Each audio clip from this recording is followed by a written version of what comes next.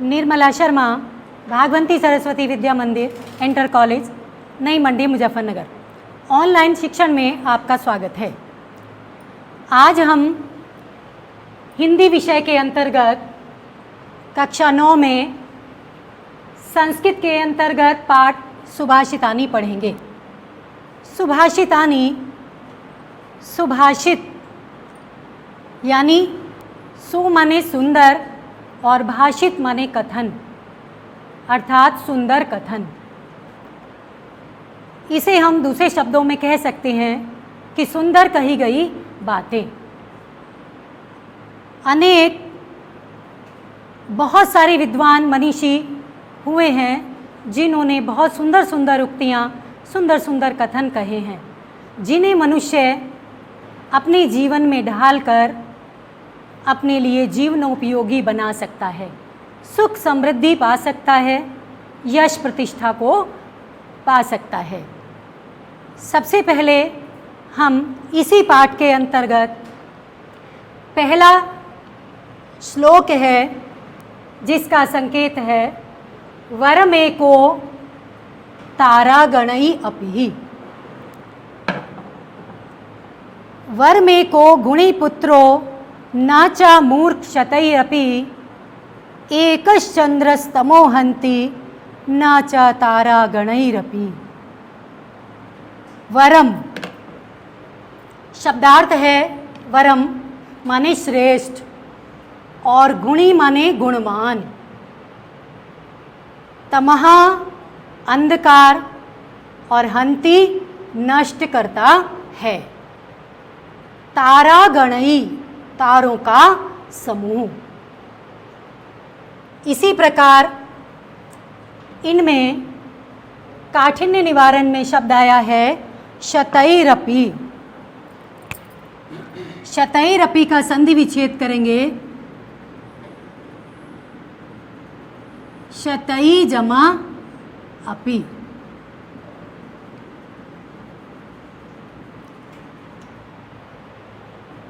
दूसरा है हमारा शब्द हंति। अधिकतर बच्चे इसमें गलती करते हैं। हंति में अंति देख करके वो ये पहचान लेते हैं कि ये लट लकार का प्रथम पुरुष का बहुवचन है, लेकिन ऐसा नहीं है, क्योंकि इसकी मूल धातु है हन और हन में ती लगा है, इसलिए ये रूप बना है हंति, जो लट लकार प्रथम पुरुष एक वचन का रूप बन जाता है। आइए अब इसका हिंदी अर्थ पढ़ते हैं। वरमेको गुणी पुत्रो न च मूर्ख शतैरपि। सैकड़ों मूर्ख पुत्रों से एक गुणवान पुत्र श्रेष्ठ है।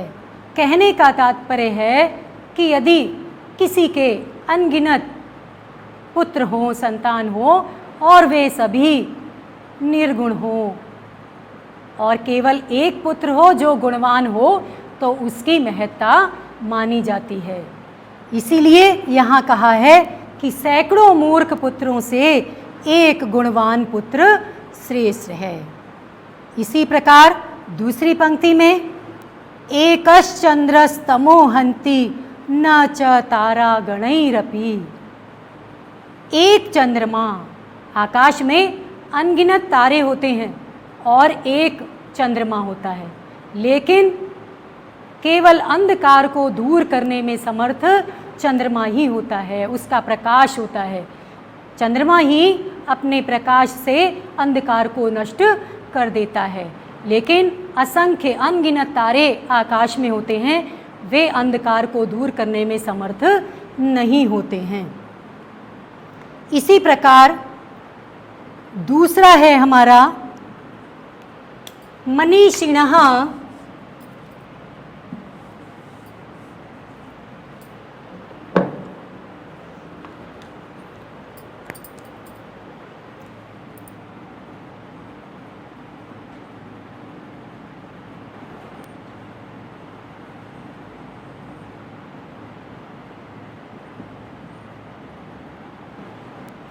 मनीषिणः दुर्लभम।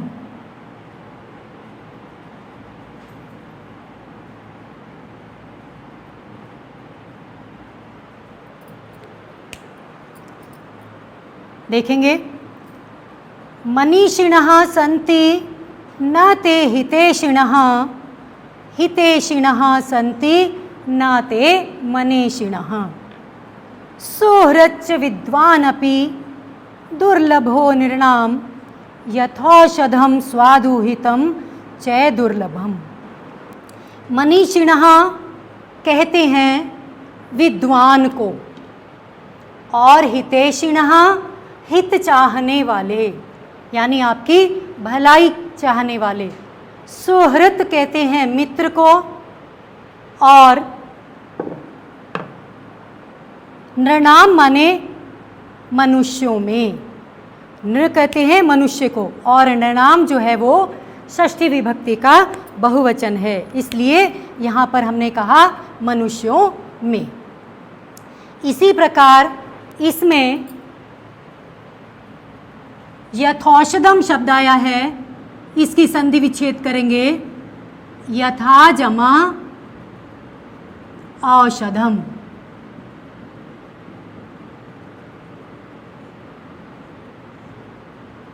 वृद्धि संधि का उदाहरण है ये।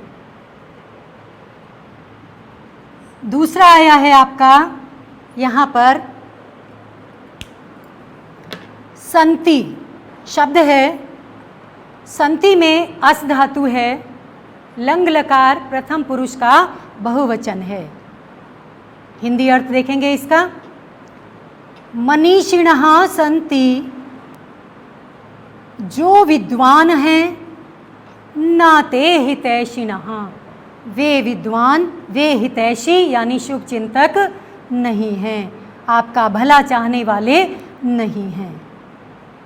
हितैषिणः संति, और जो भलाई चाहने वाले हैं, भला चाहने वाले हैं, न ते मनीषिणः, वे विद्वान नहीं हैं।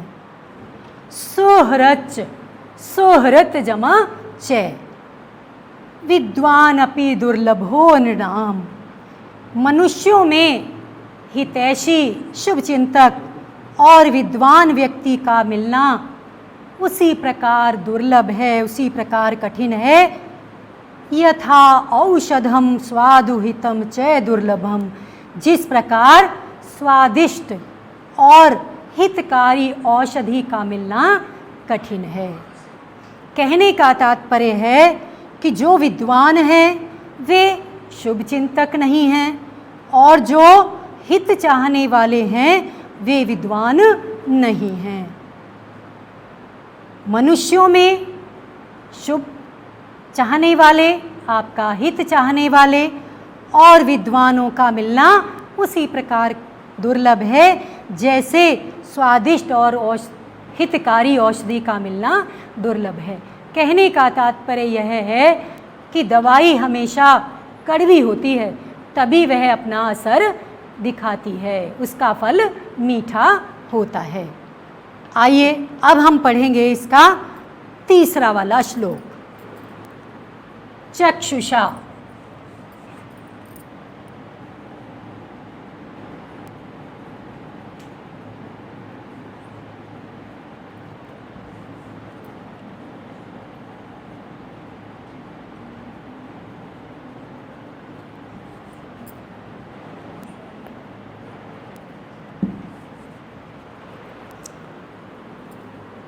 प्रसीदति,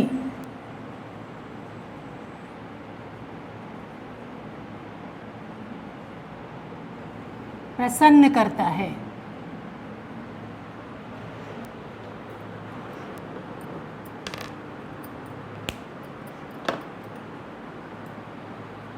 चक्षुषा मनसा वाचा कर्मणा चे चतुर्विधम प्रसादयति यो लोकम तम लोको नु प्रसीदति। चक्षुषा, चक्षु माने नेत्र, और चक्षुषा शब्द तृतीया विभक्ति का एक वचन है, इसलिए यहाँ पर रूप बना है चक्षुषा, यानी नेत्र से। मनसा मन से, और वाचा वाणी से। कदर्यम माने कंजूस। तो चारों शब्द हैं चक्षुषा, मनसा, वाचा और कर्मणा। इन चारों शब्दों में तृतीया विभक्ति का एक वचन रूप है।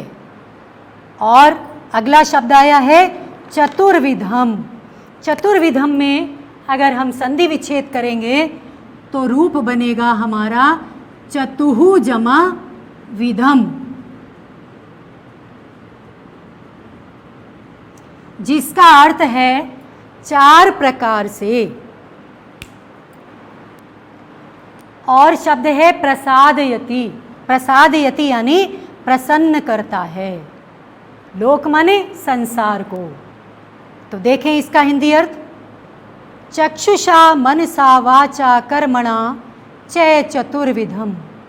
जो मनुष्य नेत्र से, मन से, वाणी से, कर्मणा च और कर्म से, चतुर्विधम इन चारों प्रकारों से, लोकम प्रसादयति संसार को प्रसन्न करता है, तम लोको नु प्रसीदति संसार उसे प्रसन्न करता है।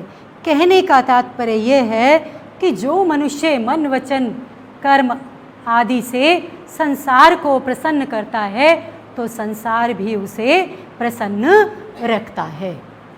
इसी प्रकार चौथा श्लोक है अक्रोधेन जयेत क्रोधम।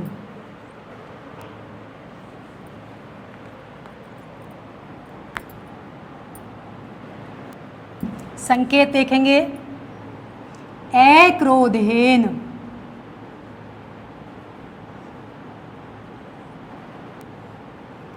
अक्रोधेन जयेत क्रोधम, असाधुम साधुना जयेत, जयेत कदर्यम दानेन, जयेत सत्येन चानृतम। चानृतम में संधि विच्छेद करेंगे तो रूप बनेगा च जमा अनृतम। अनृत कहते हैं झूठ, असत्य। क्रोधम इसका विपरीतार्थक शब्द है अक्रोधम।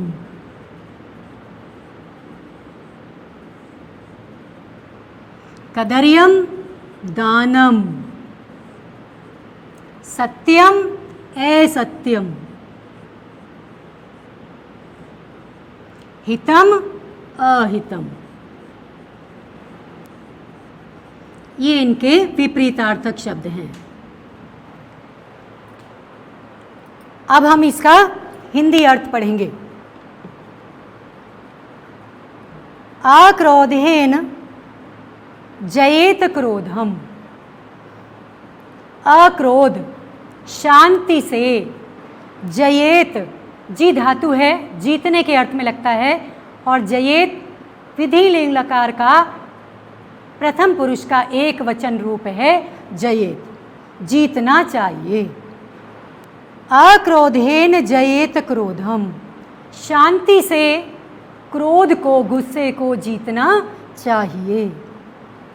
असाधुम साधुना जयेत, असाधु को यानी दुर्जन व्यक्ति को साधुना जयेत, सज्जनता से जीतना चाहिए। जयेत कदर्यम दानेन, कदर्यम कहते कंजूस को, कंजूस को दानेन दान से जीतना चाहिए। सत्येन च अनृतम जयेत, और झूठ को सत्य से जीतना चाहिए। कहने का तात्पर्य है कि मनुष्य को अपने क्रोध, दुर्जनता, कंजूसपना और झूठ को अपनी शांति से, सज्जनता से, दान से और सत्य से जीतना चाहिए।